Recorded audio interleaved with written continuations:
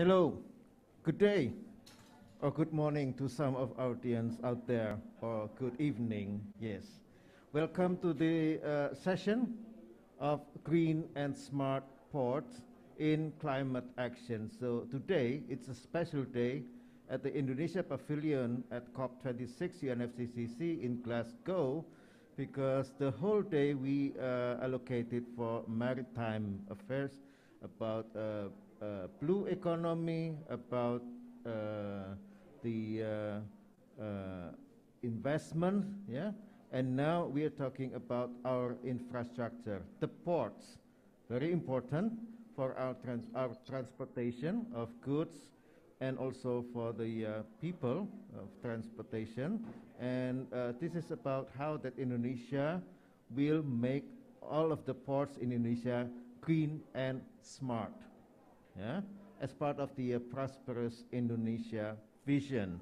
And so I would like to acknowledge the presence of the Vice Minister of the Ministry of State-Owned Enterprises, Republic of Indonesia, His Excellency Pahala Mansuri.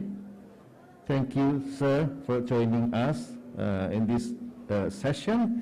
And that we will have a video tape of welcoming speech by His Excellency Budi Karya Sumadi, the Minister of Transportation of the Republic of Indonesia.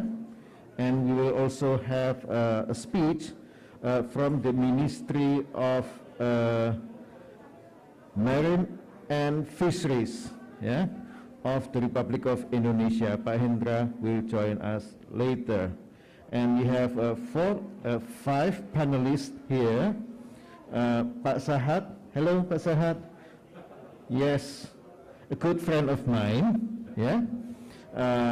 He is the Minister's expert for connectivity management from the Coordinating Ministry of Maritime Affairs and Investment. And we have also panelists from Pelindo, President Director of PT Pelabuhan Indonesia, yeah, the ports of Indonesia, Bapak Arif Suartono. Welcome, Pak. And we will have a panelist from IMO, yeah, Mr. Camille Burjon. Thank you. And we also have the panelists from SUCOFINDO, President Director of PT Superintending Company of Indonesia, Bapak Mas Wigrantoro Roes Setiyadi. Hello, Bapak. Thank you. And we have one panelist from World Bank, Mr. Ninan Oman Pichu. Yeah, and we'll make the connection through the online connection. Hope that the connection is good today. Now I would like to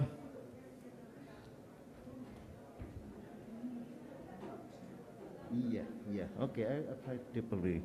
Now we would like to invite virtually the His Excellency Budi Karya Sumadi through video tape presentation or speech. Yeah? Not ready? Oh. Yes, okay. They still need to find the right field later. Yeah. Now I'd like to invite His Excellency Professor Pahala Mansuri, Vice Minister of the Ministry of State-Owned Enterprises of the Republic of Indonesia. Please come to the stage, His Excellency. The time is yours to deliver your speech. Please,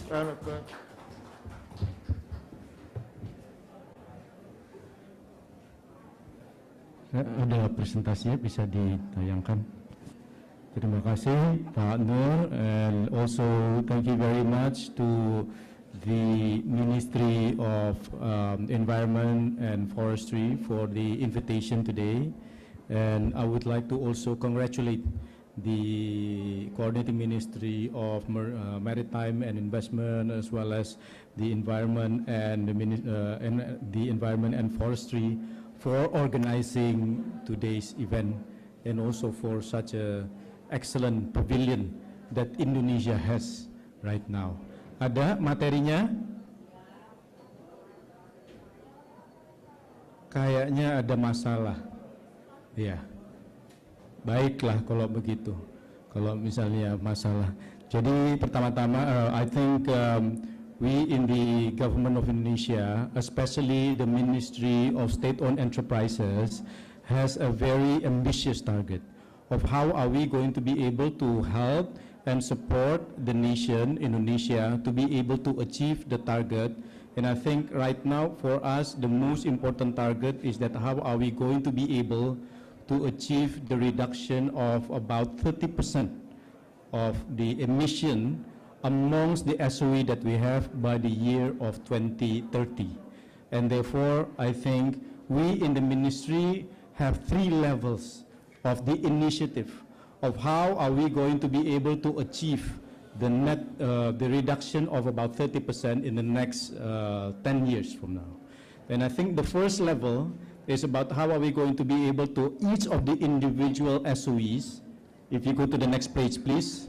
Next page. Next page. Yes, thank you.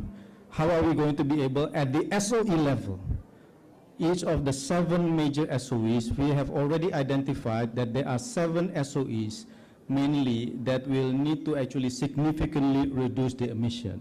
And those 7 are particularly Pertamina, the electricity company of PLN, Mine ID, including Bukit Asam, as well as Cement Indonesia, and also the forestry company Perhutani, and also the plantation company PTPN.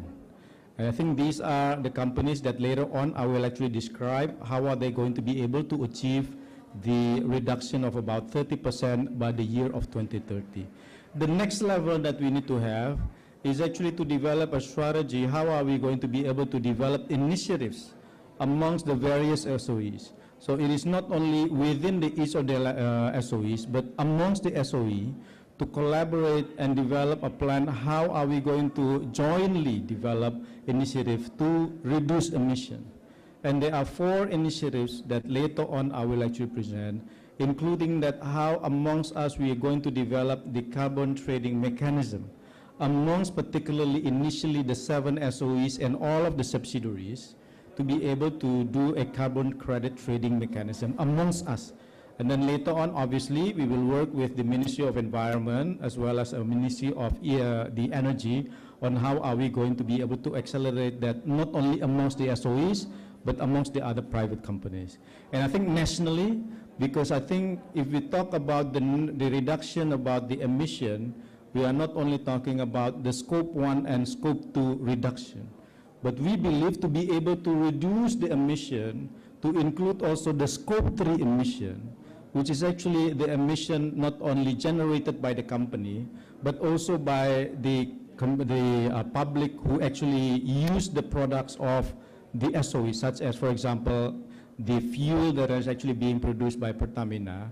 We need to actually have a more national policy and initiative to be able to actually reduce that. Now, how next? So I'm going to talk about within the SOE level. Next. We already have a very detailed, next. Oh, sorry Pak, sebelumnya. Oh, agak susah ya. So I think we already have a very detailed analysis about all of the 7 SOEs or the state-owned enterprises. Halaman sebelumnya Pak, tolong.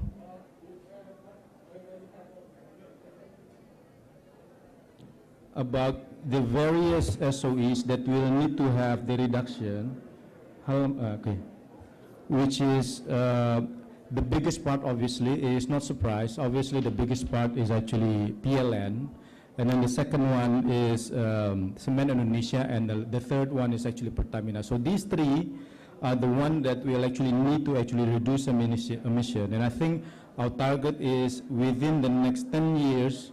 How are we going to be able to reduce 85 million reduction in emission or CO2e in the next 10 years. And I think all of this, we already have a very detailed analysis. By number one, if you go to the next page, out of the 87 million, 67 million is actually contributed by PLN. And I think PLN, obviously, PLN as the electricity company has the biggest challenge on how are they going to be able to do that. But obviously the second one, it's no surprise, I think similar to what we see in other nations also, cement, and then the third one is Pertamina, the three that will actually face the most challenges in terms of how are we going to be able to reduce it. And I think these, we already also develop how each of the individual going to develop an initiative to reduce and do savings and do reduction of the usage of energy, for example, and also change the type of the energy that will be used. So for example, co-firing is actually a big part, particularly using biomasses in terms of how are we going to be able to do it. And I think within that, obviously, how are they going to be able to do it? The usage of and shifting towards other alternative of within the mobility, for example, in shipping and marine, I think we will need to actually develop other solution and going beyond the existing diesel fuel. So for example, I think Pertamina, as well as Pertamina International Marine Logistics, is thinking very hard on how are we going to be able to aggressively produce more hydrogen going forward. And I think that is actually also one of the initiatives that Pertamina and others within the energy space that we will need to actually do it. Within the cluster of SOEs, we also have 4 major initiatives. If you go to the next page, next, please.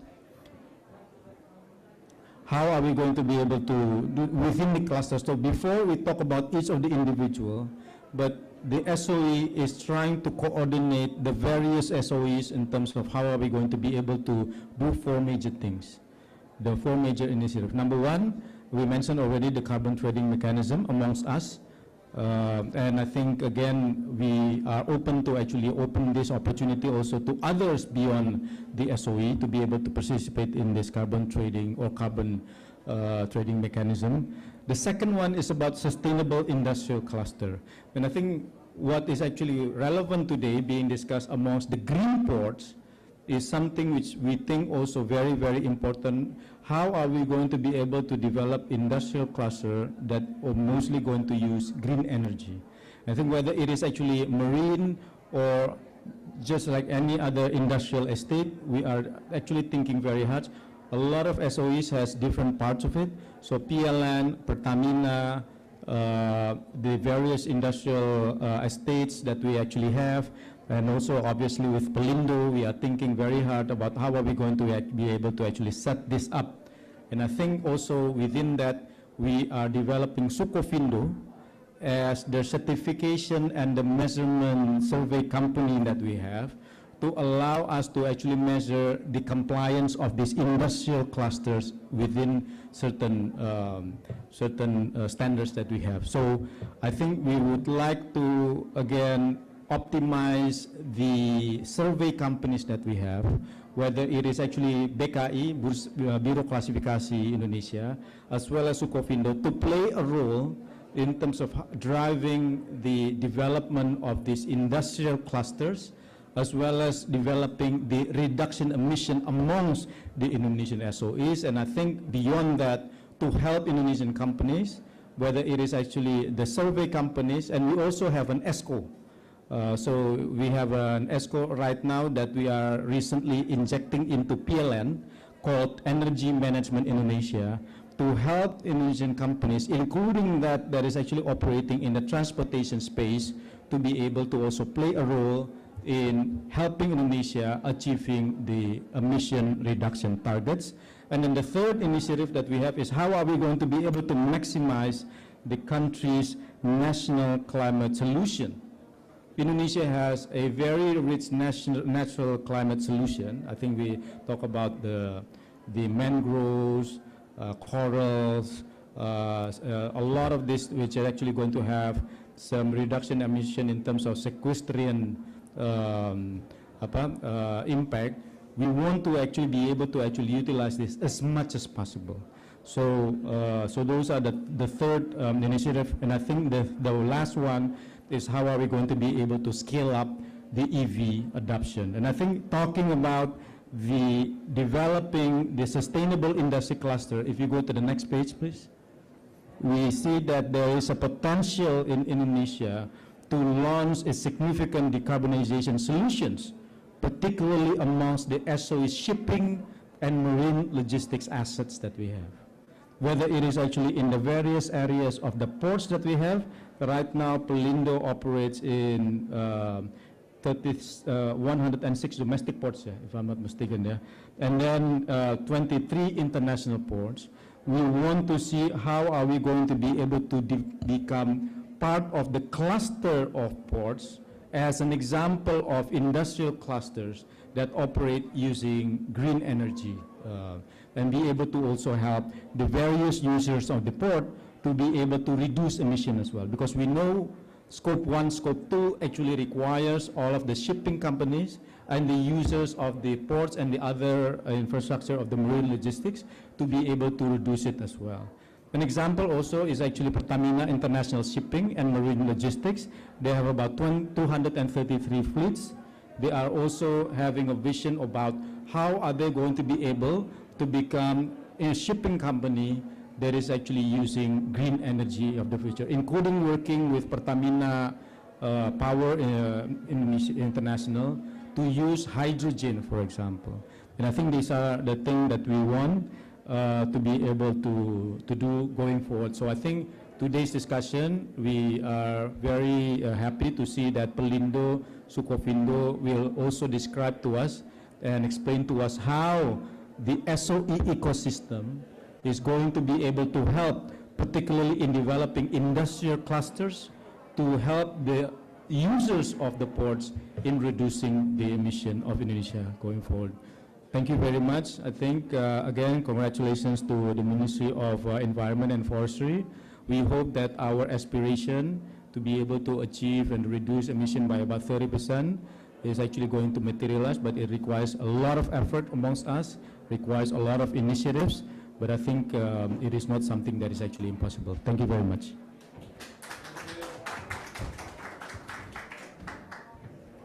Thank you, His Excellency Vice Minister. So now I would like to invite the senior officials from the Ministry of Marine Affairs and Fisheries of the Republic of Indonesia. Pak Hendra, you have the floor, sir. Thank you. Please.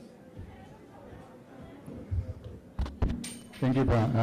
Yang terhormat Pak Wakil Menteri, Excellency Pak Pahala Mansuri, ladies and gentlemen, I would like to convey first of apologies from the Minister not able to join. So my name is Hendra Siri, I'm the Secretary of Director General for Marine and Spatial Management. So what I'm going to present is beyond of my task, but this is a task from the Minister. I have to present it. So we would like to, the slide please. So what we think is for the blue economy, what we call this a green or blue port development. This is based on the several concepts that already exist, and such as like a green port or sustainable port. And also there are PEMC, which is give the partnership how the port safety, health, and environmental management code. There are kind of many ISO and 14,000 something like that. And also the port authority, Sydney Port Corporation, which is already consistent. And also the AU has a European committee. They have a European Seaport Organization, EPSO. The concept is like how to make it eco-port conceptions. So can we go to the slide number 6, please? Number 6. If not, it's okay. I'm trying to continue. Anyway, right. So the green blue port concept for the capture, especially for the capture fisheries, because when we're talking about the port, especially for the Ministry of 4, is like the fishing port, which is already more than 580 fishing port is Indonesia. So, and the green port or blue port is like, that should be in line with what we call this port spatial management, which is to ensure the harmonizing each sector, not to be, threatened to each others. And then also the ecosystem-friendly production chain, which is like how to fishing measures, including fish stock, zero waste production chains, wastewater management system, low carbon emission, and clean renewable energy use. And also from these two important parts, port spatial management and ecosystem-friendly production chain, we have several measures that we have to implement this concept. Right. So can you go to the slide number 8? Number 8, please. Right. In a nutshell, the blue port is like coming from the behind of the concept is like the principle of the blue economy concept, and together with the phasing measure, which is the minister has already mentioned this morning about how we conduct the phasing measure policy, which is like we try to adopt the quota system. So the blue port, number 8, please. Next slide, please. Sorry.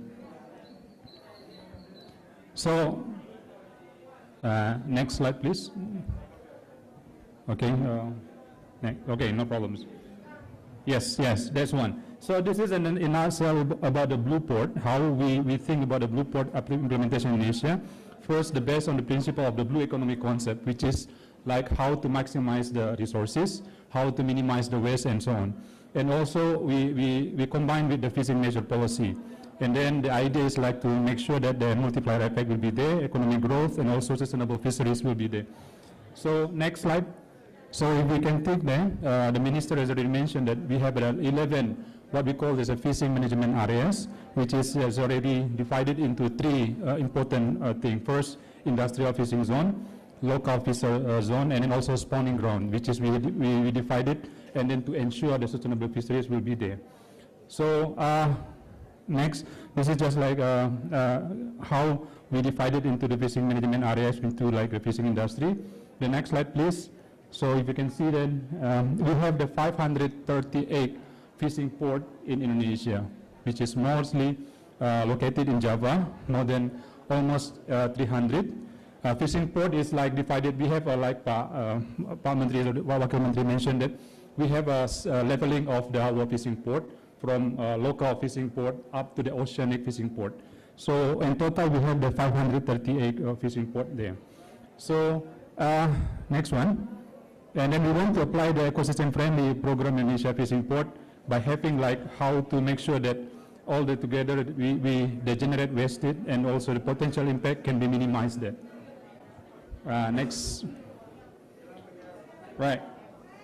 And I would like to share that, and we from our fishing port, we have already 6 of our fishing port is already awarded from the certificate of ISO 14001, which is already included into the K5, which means like how we make sure that the safety and then also including all the things related for the environmental. Next one. So I would like to conclude my presentation by saving the slide number 15. Slide number 15. So in strengthening the implementation of the blue port concept in Indonesia, at least we have 5 things that we have to do. First, of course, the identification of existing condition, and the second, a preparation of plan of action, and the third is preparation of legal ground. This is very important, and then also strengthening the implementation of the blue port concept, and then of course the last one is like how we ensure that monitoring and evaluation will be there. So just for your information, the last slide we would like to mention that we have we open for the partnership with the other potential partners, such as like right now we try to develop our outer ring fishing port by applying the eco fishing port in a full oceanic, we call this oceanic fishing port in Bitung in North Sulawesi, Cilacap in Java, Belawan in North Sumatra, and also Kendari in the Southeast Sulawesi. So this is open for potential lender, and we look forward to having more collaboration with any colleague from that attend for the important meeting. So thank you very much for listening, and then look forward to having more discussion. Thank you.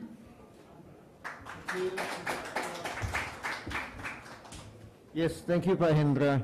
Now I would like to invite all the panelists up to the stage here on the left and the right, please. And while we are waiting for all the panelists to come up front, so I would like to recognize the presence of Deputy Minister Ibu Nani joining us in this session, important session. Thank you, Ibu Nani, for joining us. And Pak Sahat, you know, you are the first panelist. You must be ready. Come. Take the floor. You have 7 minutes. Okay, thank you, Fadi. Okay, good evening to all, Excellency, para Mansuri, Vice Ministers of State-owned enterprises, all speakers here, and participants, both present online and in this room. I would like to deliver about the strengthening in the implementation of the Green Port policy and connectivity ecosystem of Indonesia's main port concerning to the climate change. Next slide. Well, referring to the Paris Agreement of the UNFCCC, Indonesia government has set a target contribution of reducing greenhouse emission by 29% with its effort, and to 41% with the support of international cooperation in 2030. To achieve this target, Indonesia government has set mitigation action in 5 actions, as we can see in this slide. They are forestry and peatland, energy and transportation, waste, agriculture, and industry sectors. For achieving those targets, several policies and regulations have been enacted to support these activities, namely the ratification of Paris Agreement through the Law Number 16 of 2016 on the ratification of the Paris Agreement to the UNFCCC, the Presidential Decree Number 61 of 2011 on the National Action Plan of Greenhouse Gases, as well as the President Decrees Number 71 of 2011 on the inventory of greenhouse gases.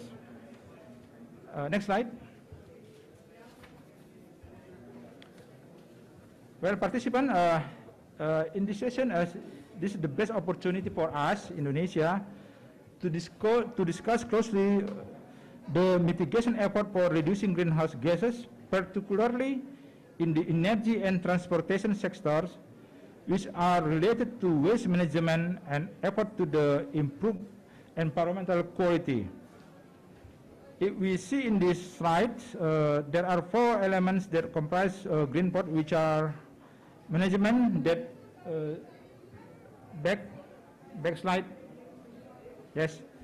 Number 1, management that should comply with the ISO series, good governance through the development of the online-based application for good transportation registration from shipper to carrier and warehouse or to the end user, quality management system, community environment through the CSR fund. Number 2, about port activities such as optimization of economic benefit and work safety. Number 3, energy conservation, such as the electric equipment in loading activities, the use of shore power connection to connect ship to the electrical installation, the use of solar energy in port facilities, and the fourth, about environmental management through conservation and rehabilitation. That we know that Indonesia now trying to rehabilitation of the degraded mangrove ecosystem, and also to use the mangrove as an ecosystem as for a public welfare, and this the ambitious target of Indonesia. If we refer to the type of waste generated by port activities, which are namely oily gas, hazardous waste, domestic waste, garbage and air pollution, these four elements of green port will be able to handle this type of waste in question. Green port can be established because of the development of digitalization, automation and modernization era. Through the green port, we expect to see a significant improvement in efficiency, in energy, time, and cost of port activity toward sustainable port activities. In addition to that, it is also for assured for tracking and tracing of the logistics as a part of a connectivity ecosystem. Next slide. Okay. Well, audience, the preparation of the green ports implementation is done by involving several technical ministries such as Ministry of Transportation, Ministry of Marine and Fisheries, Ministry of Environment and Forestry, Ministry of Energy and Mineral Resources, as well as state-owned enterprises such as SUCOFINDO for developing the implementation scheme of green ports and smart port in Indonesia, and Pelindo to support the implementation of green port and smart port, as well as the development of infrastructure and maritime connectivity. Indonesia Green Port criteria also refer to green port criteria applicable in other countries such as the Green Port Award System, APEC Port System Network for the management aspect, as well as the World Association for Waterborne Transport and Infrastructure for the technical aspect. So, along with us, Pak Arif and Pak Mas Wid will explain more detail about the green port and the implementation of green port in Indonesia. Well, next slide. Next slide, please. In 2019, we have conducted the green port assessment trial for 10 major ports in Indonesia. The trial showed that several of Indonesia ports can meet the green port criteria and are committed to continuously improving their performance. The next step is to implement the green port in all ports in Indonesia. That we can see we have more than 2,000 ports in Indonesia. Then if we implement all the criteria of green port, we believe that Indonesia can achieve the target of reducing greenhouse gas emission in the energy and transportation sector, and it can carry it out properly. Next slide. Well, in general, if we look at the green port criteria and relate it to the various goals in the Sustainable Development Goals, in addition to goals number 13 regarding to climate change, to climate action, the green port implementation will also contribute to achieving goal number 6 on clean water sanitation, goal number 7 on affordable and clean energy, goal number 9 on the industry, innovation and infrastructure, goal number 14 on life below water, as well as goal number 15, life on land. And we can see in the right side, President Pak Jokowi do an action to rehabilitate mangrove. I think this is the main program of Indonesia to implement the action climate action number 13. Well, I think those are the policy directions of the green port implementation as one of Indonesia policy instrument and as an action to climate change mitigation to reduce greenhouse emission, as well as to achieve the sustainable development goal. Thank you.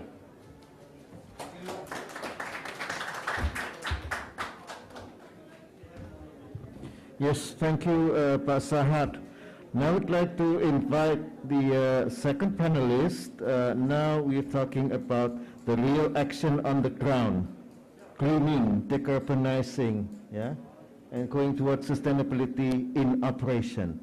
Please come forward, Pak Arif Suhartono, President Director of PT Pelabuhan Indonesia, Pelindo, State-Owned Ports. Pak Arif, you have the floor, sir.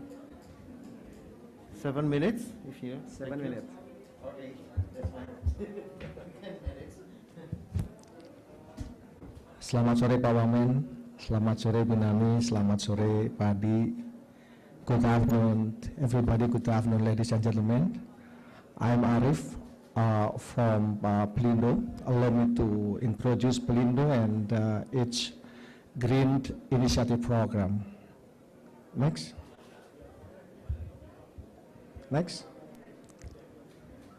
Until end of September this year, there are 4 port companies, namely Pelindo 1, 2, 3, 4.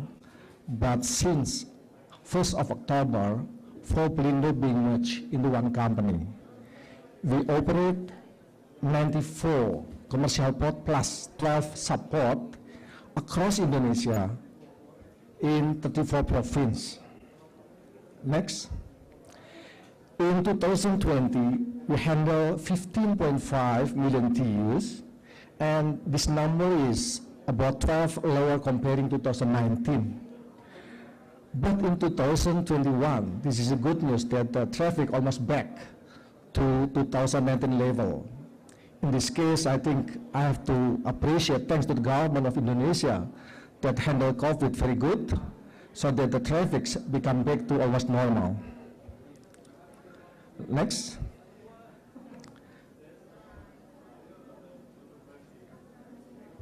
This is the proportion container by handling by each previous Pelindo.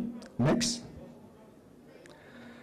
That almost 40% handled by Port of Tanjung Priok located in Jakarta, the capital city of Indonesia. This port has facility around 17 kilometers with a draft -6 until -15 and the capacity around 9.1 million TEUs. The deepest draft is located in City 1 and now is under construction City 2 and City 3.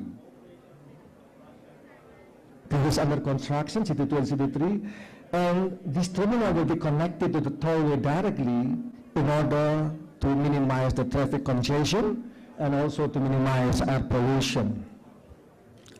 Next. And about 30% of container handled by Port of Tanjung Perak, located in Surabaya, East Java. This port has facility around 7 kilometers with a draft -4 until 10. This is for the old port. But we already built a new port. We call it Teluk Lamong. And later on, I'm going to explain a little bit about Teluk Lamong, because this port is designed and operate more environmental friendly. Next. This is about 10% handle Port of Makassar in the Sulawesi. Next. And about 5% of container handled by Port of Belawan in Sumatra. Next. Next. One of the most important programs post-merger is standardization of operations, including digitalization. It is one of the initiatives that are in line with the green program, because process become more efficient in using natural resources such as paper, water, gasoline, oil and gas, as well as reducing waste due to proper planning, which make a shorter port stay of vessel and faster stevedoring activity. But it is not only about our operations to make bigger impact in an environmental. Digitalizations also must be followed by digitizing our stakeholder to make all of the business process as efficient as it can be. Next. In Jakarta, we have digitized our operation from seaside, terminal side. This is a backup side, terminal line 2, and also back office, and also interaction with the customer.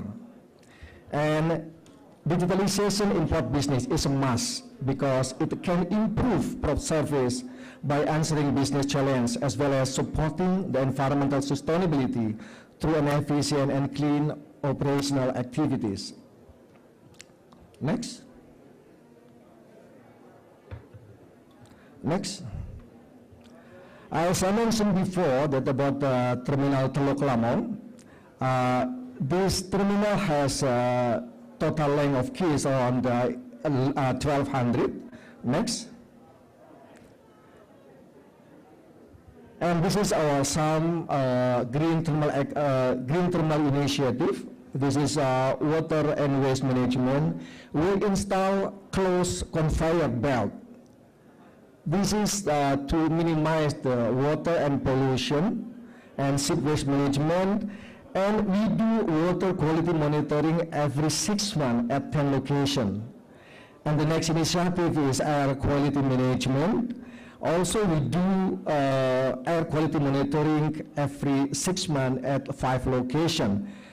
We use equipment, electric equipment, and also we operate clean truck program. Next. The other initiative is vessel shore connection. So all vessels, but in this terminal, has to shut down their own engine. So they have to use shore connection. This initiative 60% cheaper than using diesel. And also we have a terminal mini plant. It's enough to cover our energy for bulk operation. Next. Solar and energy management.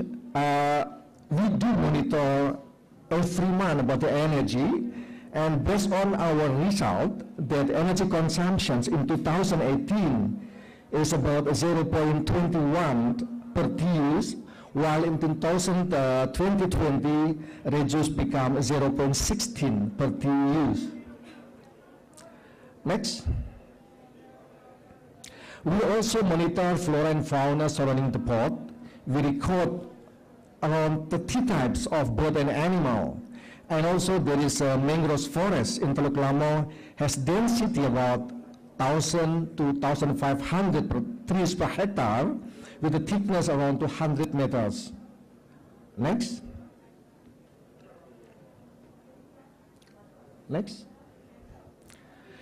Indonesia is currently rehabilitating mangrove forest, which is led by coordinating Ministry of for Maritime Affairs and Investment. This program is for various stakeholders, including Pelindo, that has planted over 40,000 mangroves in several areas all over Indonesia. Just in the first half of 2020, our program is to have 370,000 more mangrove forests by the end of this year. Next.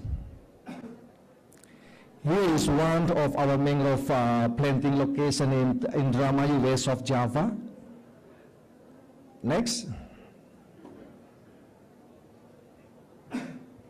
Next.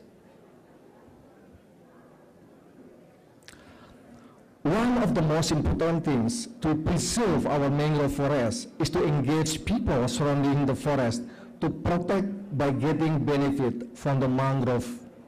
So we have to educate people, such as how to process derivative mangrove product and how to marketing it. Teach them simple business management, basic mangrove knowledge, and hospitality manners to be a guide. And also we have to help them to provide basic facility for ecotourism. And then we have to help them to campaign, to promote about ecotourism. So the people surrounding the port, the people surrounding the mangrove forest, they can get the benefit. So with this idea, I think the mangrove forest can be sustained. Next. This is the Pabian Udik village, people that live around our mangrove forest in Indramayu. Next. This is the product, coffee roof, a coffee product which is, they say that it's good for stamina. Next. And they're also in the process of making mangrove-based ecotourism. Thank you.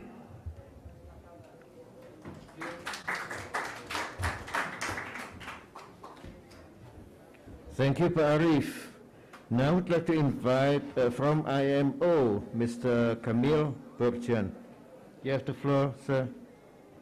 Please. Thank you.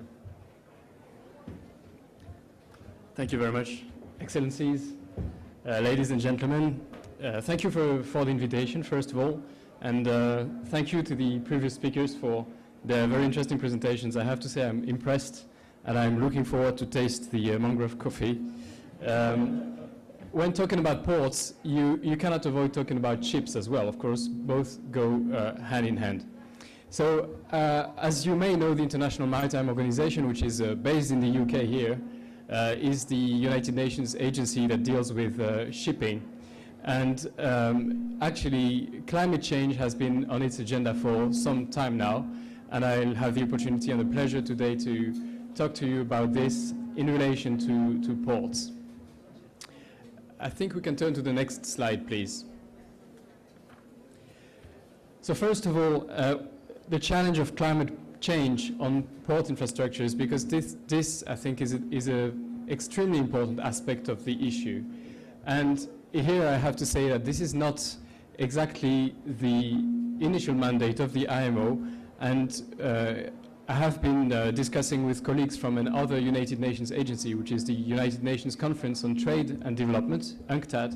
They have done quite a lot of work on this issue, and I'm here drawing your attention to some of their recent publications, in particular the Review of Maritime Transport, which highlights how important coastal transport infrastructures, in particular ports and airports, and in particular in vulnerable countries such as seas, are really lifelines for external trade, for food and energy security, and for tourism.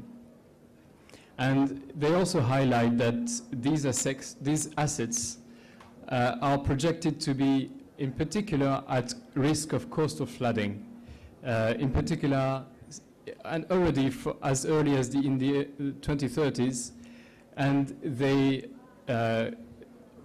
identify that more than 100 port megacities around the world are actually vulnerable to these risks.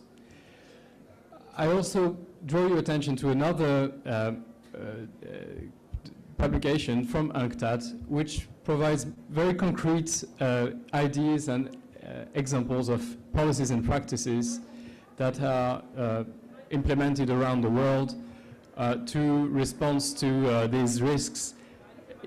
And the responses range from the development of risk assessment procedures to a number of technical and management solutions to reduce the vulnerability of seaports, and also a number of other issues and solutions. I put on this slide a link to the UNCTAD website, which provides really a lot of interesting resources, so I really encourage you to have a look at this website. Next slide, please. Now, turning to shipping. Actually, UNCTAD also mentioned in their report that investment in energy efficiency, in decarbonization, and in renewables may also provide major co-benefits.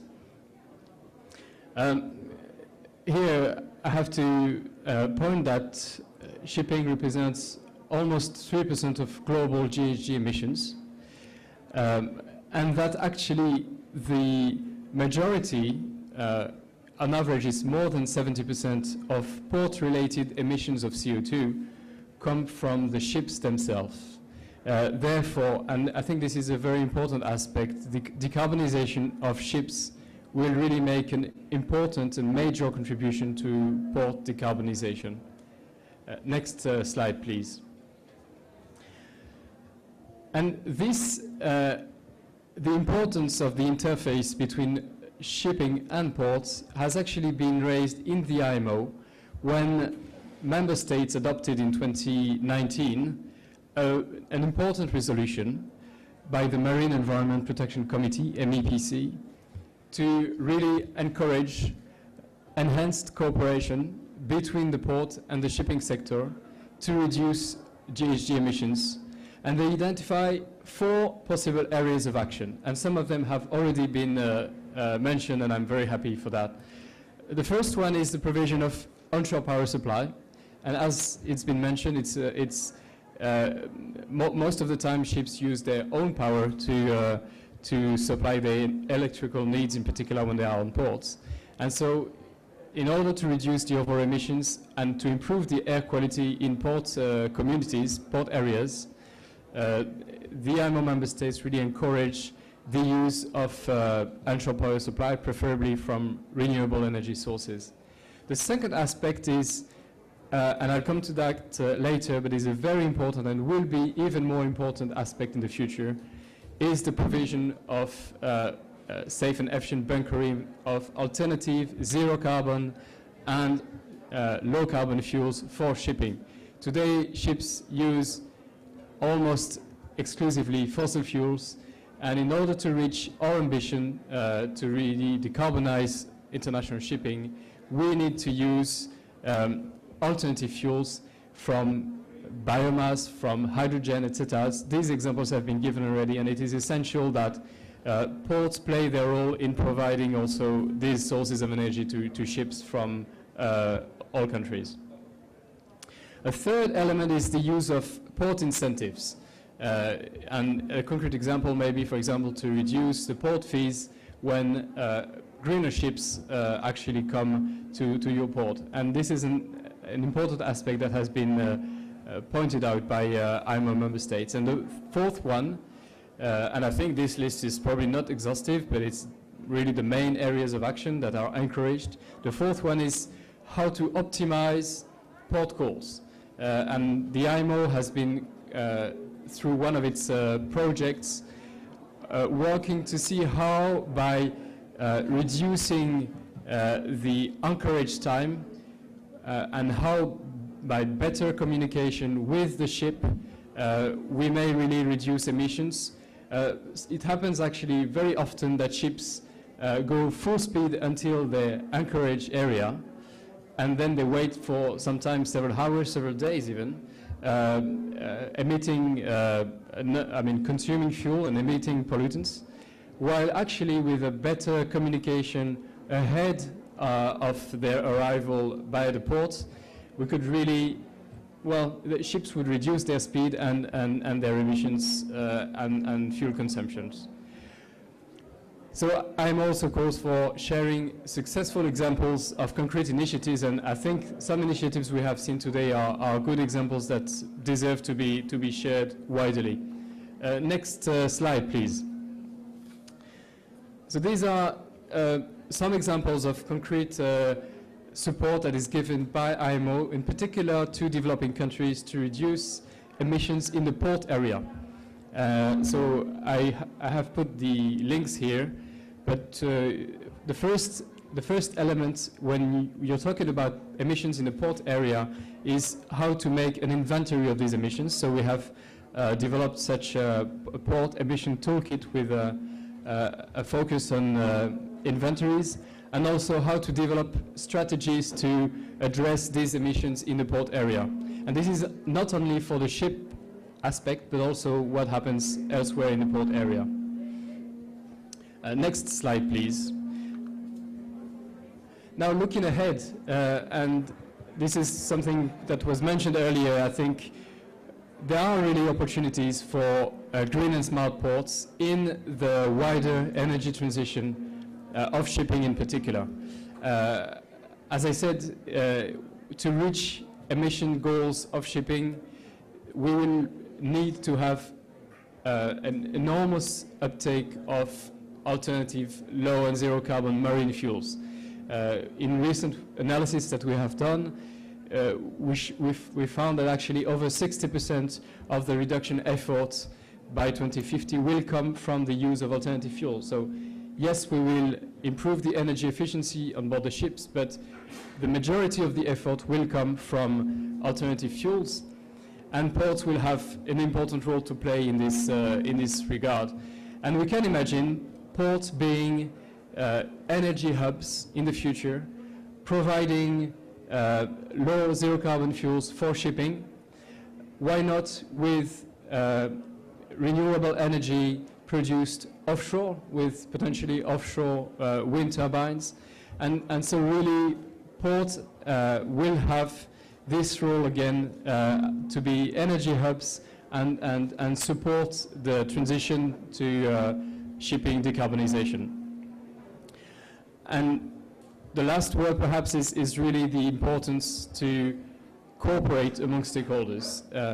Shipping and port are not opposed, they come together, and within the port communities there are many stakeholders which sometimes have divergent interests, but we are all together in this fight against climate change, and the need for cooperation really has to be highlighted again and again. So next slide, please. I don't think we will have time to run this video, but I put the link here.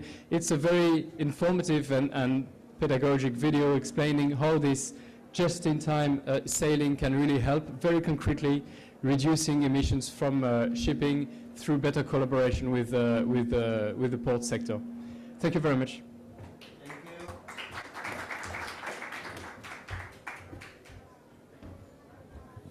Thank you, IMO, Camille. And now I'd like to invite Bapak Mas Wigrantoro Roes Setiyadi, President Director of SUCOFINDO. Please.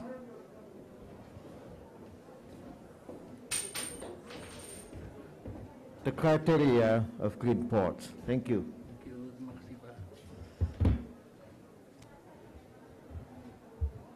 Let me open my mask so that I can breathe easily. Pak Pahala yang kami hormati, ladies and gentlemen, my presentation is about green port, that we have developed the guideline to green port. So this is in line with what already explained by presented by Pak Arif of Pelindo.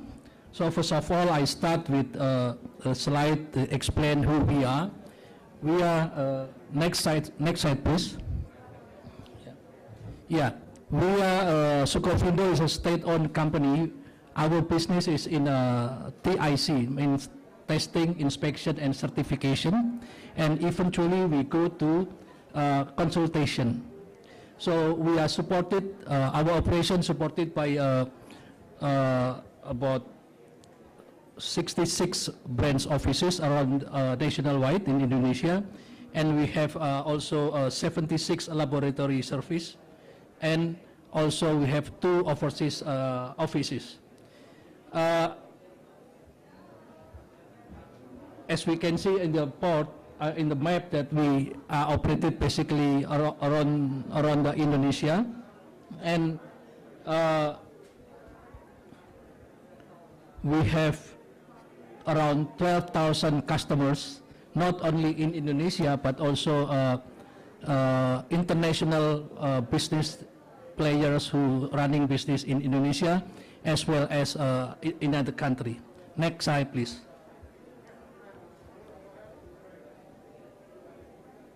Okay, the strategic issue regarding the green economy initiative, green port initiative, started with a strategic issue, several regulations that stipulated since 2015. There are several regulations. We use it as a reference for us developing the study of green ports. And beside that, we also consider to the general policy directive issued by the government, such as rule of sea transportation, then also several concerns that raised among us, such as efficiency in final energy consumption, implementation of clean coal technology, renewable energy, as well as implementation of biofuel. you know, each item that I mentioned, we have put forward the measurement compared to the normative that decided by the government. And with that, we already supported Pelindo at this time, and not only Pelindo, but also the other ports belong to other non-Pelindo, like the one in West Java belong to Krakatau Steel. But most of our port in Indonesia now become under organization which is Pelindo. So we develop support for the development of strategic management toward green port. And then after success with this one, we moving forward to green smart port and also related that's related by climate change. Next slide, please. So regarding green port, we have published, issue the green port guidelines that eventually used by our partners, Pelindo, to be implemented in their operations. And to make this guideline, we basically refer to several international standards as well as regulation that I mentioned earlier. Then it followed through the start with a blueprint. Then during this process blueprint, our interaction with Pelindo as the partners is very intensive. So with this, we make sure that our deliverables is implementable, not only in ideal mind, but also practical and also applicable. Next slide, please.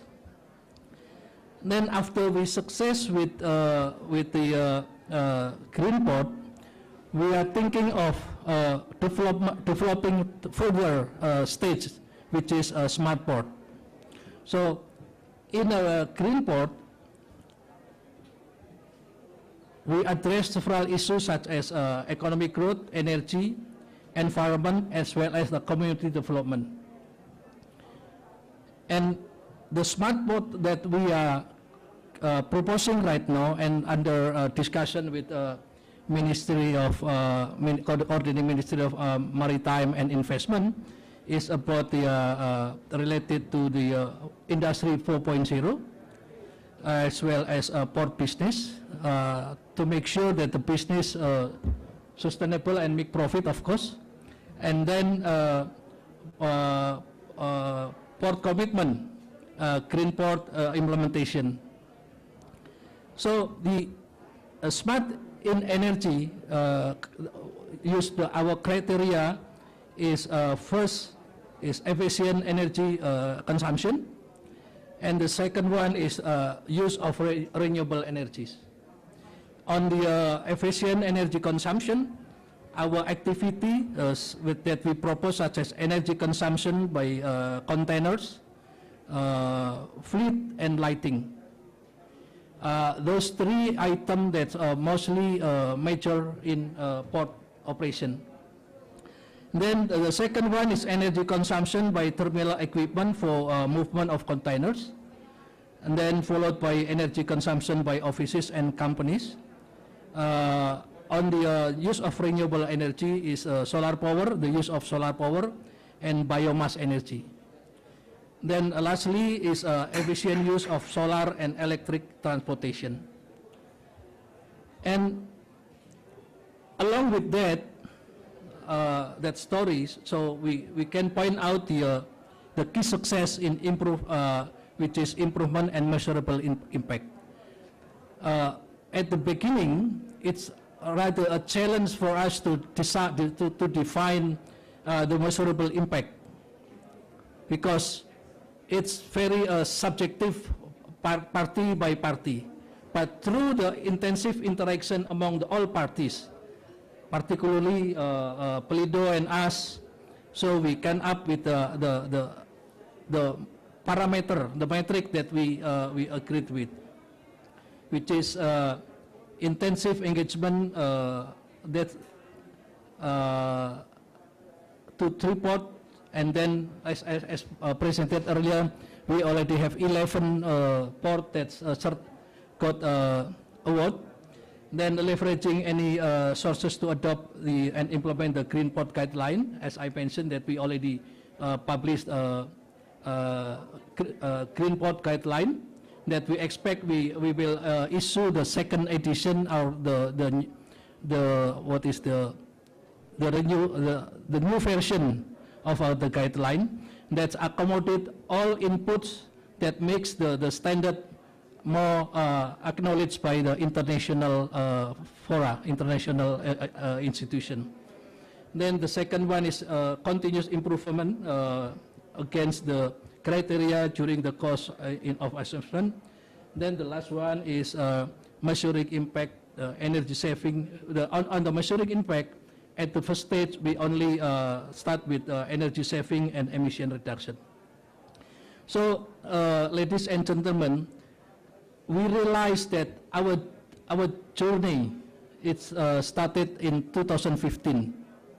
2015, then we start with the idea, as I mentioned earlier, and along with all parties involved, then with and until today, we got already the several methods, assessment method using a secondary data, document verification, field verification, as well as the meeting I mentioned earlier. So one of the impact of our guideline that already implemented by our partners is we took a snapshot of the impact. One is in the usage of what is fuel, and the other one is the energy that energy efficiency that produced. So our measurement on the impact took 4 ports as a sample of the guideline. That's been Palembang in South Sumatra, Lampung ports, Banten, as well as the last one is Pontianak.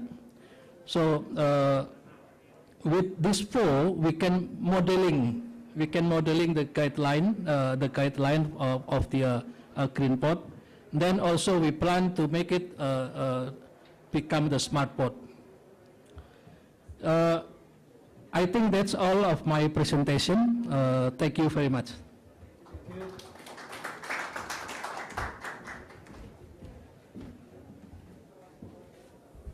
Okay, thank you. Now, I would like to invite virtually our 5th panelist from the World Bank, a senior specialist on port and maritime transport, Mr. Niman Omen Pichu.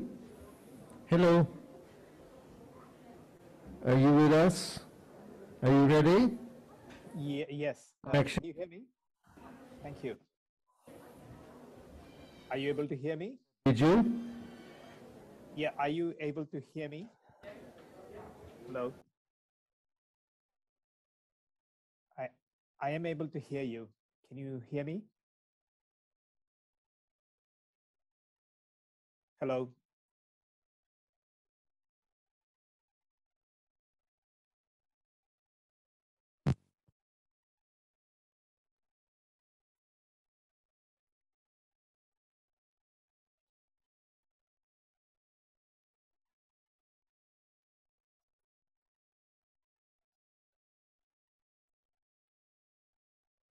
Can you hear me now?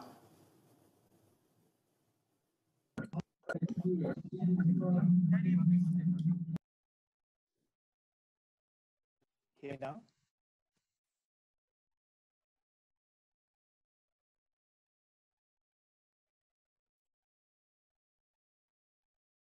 Okay. Shall I get started? Shall I share my screen? Because I can't hear. Okay, great. Are you able to see my screen?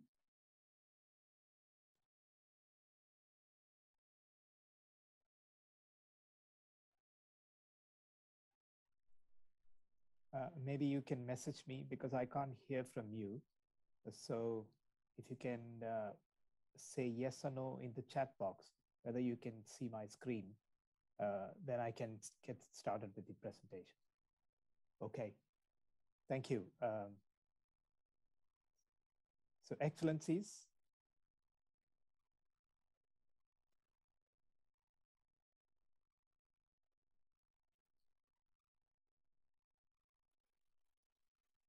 okay. I can see the slide on the screen.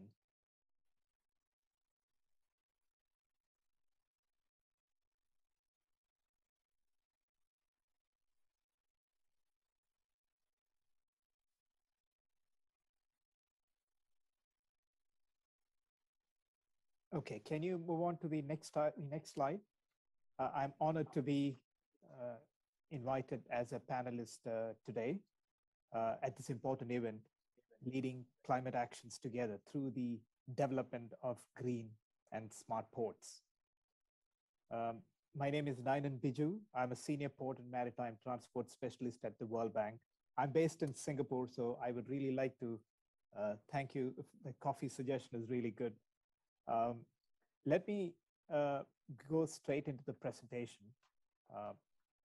My presentation today would cover some of the important engagements of the World Bank and our projects in some of the developing nations, focused in the area of environmental sustainability and going beyond the development of infrastructure to that are being provided at the green ports. Next slide, please.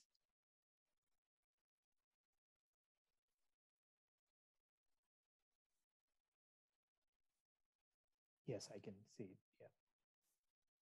So we could start the initiatives at the port first. We could look at what can be done inside the port in response to climate actions. So ports, while being a key enabler of development and economic growth, they also represent an important source of externalities. These environmental impacts include emissions, as we have like greenhouse gases, pollutants, etc., like has been mentioned by other panelists. So let us look at what is a green port. If you go to the next slide.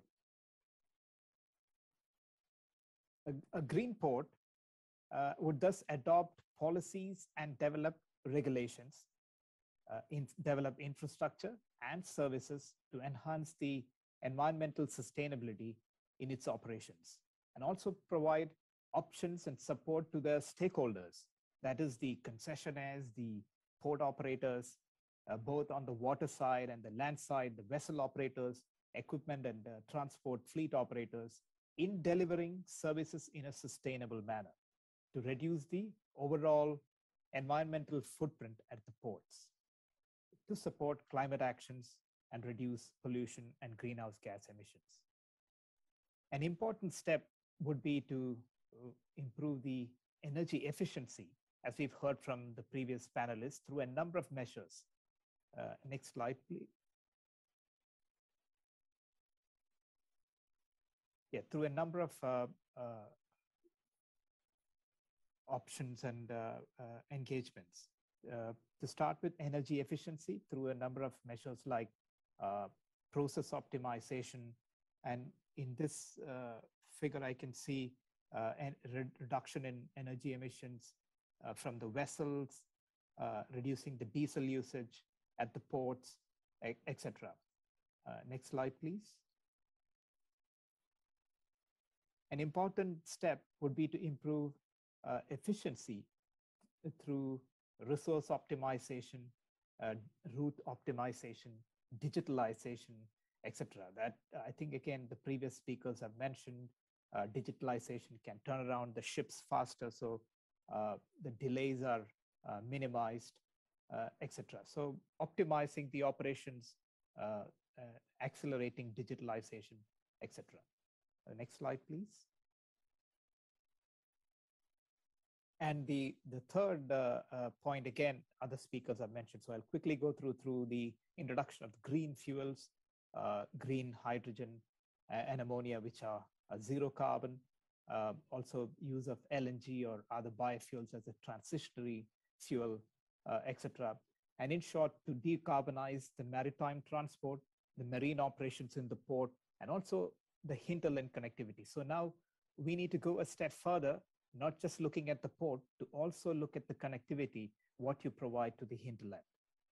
The next slide, please. So what does the World Bank do? So we start with analytical and advisory services to client countries. First, in the area of decarbonization of maritime transport, we have recently published 3 major documents. The potential for zero fuels, zero emission fuels, the role of LNG, etc. So these are available at our website. If you Google decarbonization of maritime transport, these documents and knowledge is available for our client countries. Next, please. Yes, so what are our engagements in a green port development? Again, when we look at countries, for example, we start with the advisory and analytical work. Currently, we are doing a study for the Caribbean ports, to a Caribbean regional port connectivity study. We are analyzing the port operations and port infrastructure in the countries in the Caribbean to prepare regional projects to reduce pollution, increase energy efficiency, and improve compliance to the MARPOL conventions, which are going to be implemented at the country level. Next slide, please. This is another example of a current engagement that we are doing in the Pacific countries, a blue transformation of the Pacific region. Again, here we're helping 12 Pacific countries to look into the maritime connectivity and how they are able to provide green solutions in their port operations for shipping activities and decarbonization of the maritime sector. This study will be completed next year. The Caribbean study is just getting completed. So all these knowledge and information will be available for the public, for the client countries. The next slide, please. Yeah, now we come to the digitalization. Again, we have looked at how countries can embrace digitalization. So we've come out with a report along with the International Association of Ports and Harbors in accelerating digitalization. As I mentioned, digitalization is key to enhance efficiency, cut down delays, waiting time, faster processes, etc. Again, we have given a roadmap of how countries could develop the pathway to digitalize step by step. This is a document, again, available and a bank study which is available for client countries. Next slide, please. So how do we use these? For example, current engagement in the reconstruction of the port of Beirut. You can see that we are helping them to set up the digitalization platforms that would contribute directly to the improvement of port logistics efficiency as we construct the modern port in Beirut with green logistics infrastructure and solutions. This is a upcoming engagement for us in the port of Beirut. The next example, please.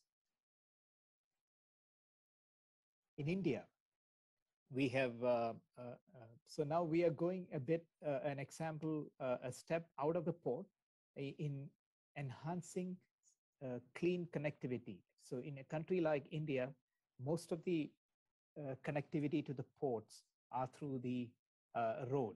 which is, which is the biggest polluter for carbon emissions.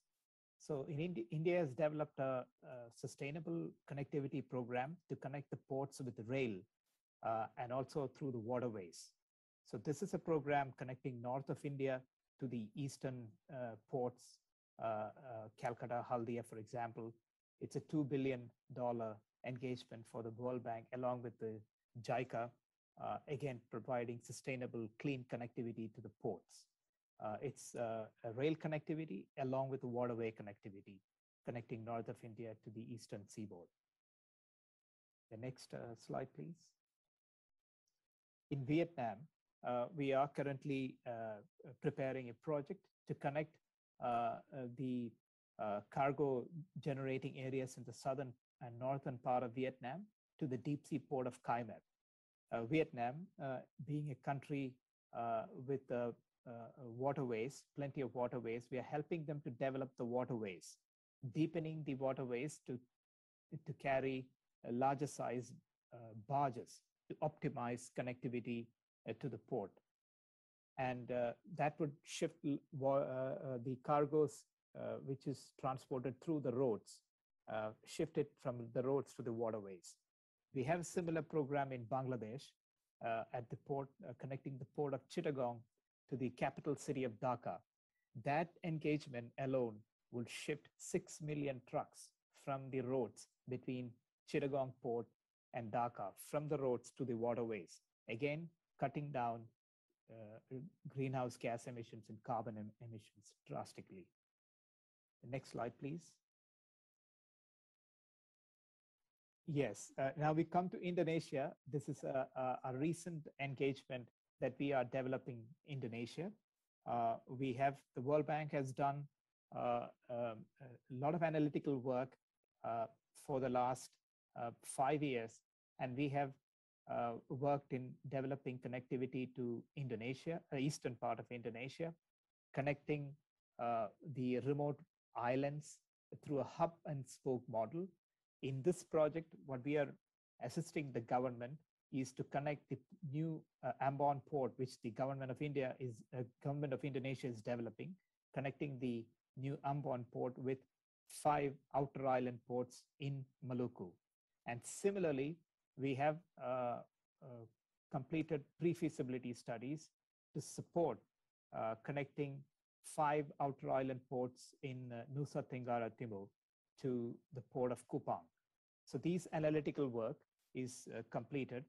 The project will support, as the Indonesian government build the hub ports, the project will support, number 1, development of these outer island ports on a green port, smart port model. Number 2, connecting clean connectivity through deployment of Ro-Ro ships, which will be procured, the new generation Ro-Ro ships, which are to be operated on clean fuel. And number 3, the bank would help the government of Indonesia to run a Ro-Ro pilot to do an efficient pilot operations so that the connectivity is efficient and that would bring in a consolidation of shipping solutions, which will bring in a lot of efficiency and reduction in gas emissions. Next slide, please. So this is basically an explanation of what we are doing in Indonesia. Due to paucity of time, I'm not getting into it. So as I mentioned, the connection or the networking through a hub and spoke model will bring in not only operational efficiency, but also network efficiency and reliability of the service, which will enable the region to bring down the logistics cost and develop the trade in the eastern part of Indonesia. The same model, if it's successful, could be replicated in many other provinces and parts of Indonesia, which is lacking connectivity. Next slide, please. Yeah, so we need to continue doing these studies, as we mentioned, as we work on greening the maritime transport. For example, we have completed the pre-feasibility studies. Now we need to get into the technical studies of how do we green the ports, how do we design safe and low carbon emissions for the vessels, how can we make the operations more efficient, etc. So a number of studies need to be completed, and we are ready to support the government going forward. Next slide, please. So what are our recommendations from our engagements? One thing which I would like to mention in my closing is the interministerial collaboration that is demonstrated here.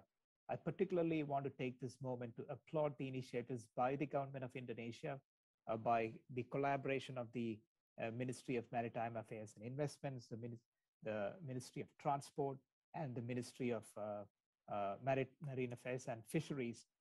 This is the kind of collaboration that will lead the climate actions in decarbonization of transport, maritime transport, etc. So we have listed out the steps, what should be done to prepare the projects, to prepare, to mobilize project preparation funds, grant agreements, and proceed with the technical studies that are to be carried out, as I mentioned earlier.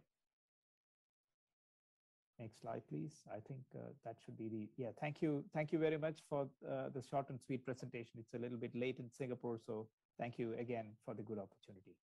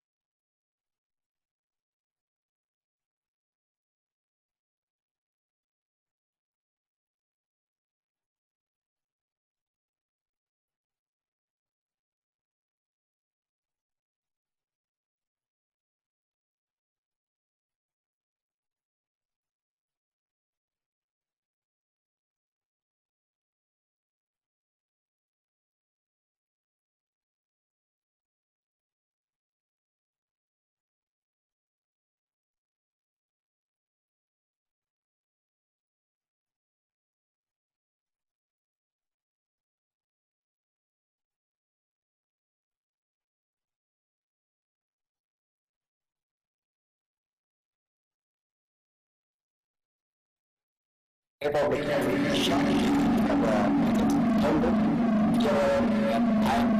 honorable panelists, distinguished participants, ladies and gentlemen. It's indeed a great pleasure for me to take part of the significant event at Indonesian Pavilion COP26 in Glasgow. A high appreciation to coordinating Minister for Maritime Affairs and Investment of Republic of Indonesia in the convening a unique talk show. Global ambition in the countering climate change is necessity and the challenge for our party to reach an agreement in the effort to achieve the global target to prevent the increase of the Earth temperature and not more than 2 degrees Celsius, and furthermore to be reduced by 1.5 degrees Celsius. Transportation sector, especially maritime, is a major contributor to climate change resulting from the shipping and port activity. Therefore, IMO GRG Study 2020 has estimated that the shipping activity has emitted a total of 1,056 tons of CO2 in 2018, accounting for about 2.89% of the total global anthropogenic CO2 emission for the same year. Based on the OECD report in the 2014, most shipping emissions in the port are estimated to grow up fourfold in 2050. Asia and Africa is predicted to experience the sharp increase in the emission due to strong port traffic growth and limited mitigation measures. The government of Indonesia has ratified the International Convention on the Prevention and Pollution of Ship or Nautical Annex 6 to establish a suitable provision for the implementation and of the environmental protection measure in the port area. For the actualization of the environmentally friendly port and undertake climate change mitigation effort, Port Indonesia are starting to implement the energy efficient measure such as use electric equipment in loading and unloading activity. Therefore, environmentally friendly port management need to be carried out and create better living environment in port area, which shall bring positive impact to the surrounding communities. The use CNG truck in the port area, the development of internet-based application for good transportation, legislation, from the shipper to the carriers. The use shore connection to connect ship to electrical installation at the dock to supply energy while the ship is docking and carrying out loading and unloading activity. The use of solar energy in the port facility, such as solar cell strip, lighting, and LED lamp. Environmental sound port need to involve the surrounding communities to participate and contribute to protecting the environment. The operator shall also advantage of the CR fund to support improvement by providing free medication service and assisting a micro, small, and medium enterprise activity. Indonesia as a whole is committed to reduce greenhouse gas emission by 29% independently by the year 2030 and up 41% with international assistance and support. Indonesia is high hope that climate change mitigation action in the port area shall significantly reduce emission to contribute the CO2 reduction from transportation sector. The step shall serve a positive starting point, achieve a better living environment and better quality of life for the people, especially in port area. Ladies and gentlemen, this talk show is indeed a useful platform for government officials and experts to share best practice and experience on the practical as well as innovation approach toward environmentally sustainable port strategies. She will all be confident this event shall bring positive and encouraging results in the form of global commitment for a safe, clean, and sustainable port operation. Thank you very much.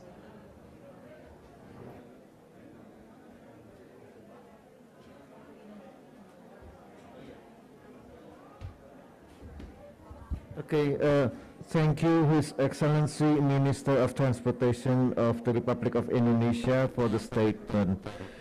And because we have a very limited time for this session, so if there are some questions from the audience, so please raise it, or emails to the coordinating Ministry of Foreign Affairs and Investment, or to Indonesia Pavilion, yeah, because we have very limited time for today. And so for the last statement, we'd like to invite Deputy Minister Ibu Nani for the closing statement for this session today. Ibu Nani, you have the floor.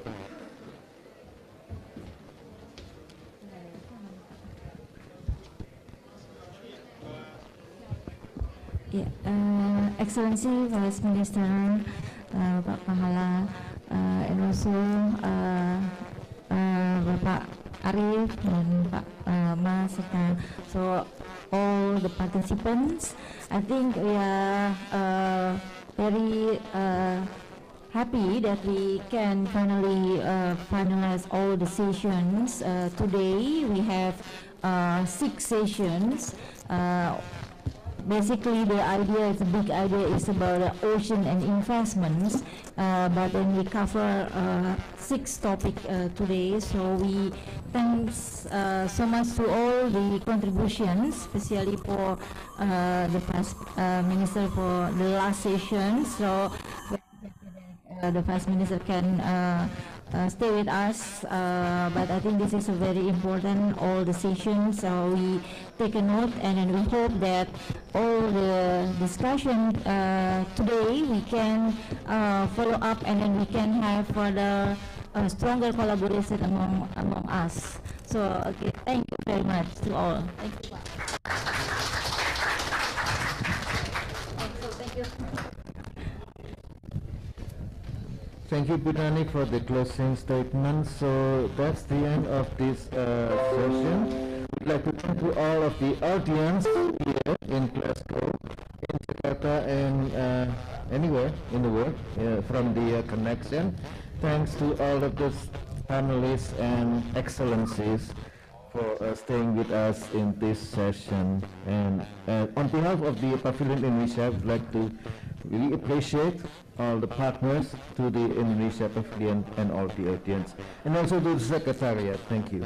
And we apologize for technical glitches along the sessions, but I think that all of the messages get through to all of the audience and stakeholders, so that the agenda is set, and keep up the good work, and let's see of the progress in the future. Thank you so much. Over to you.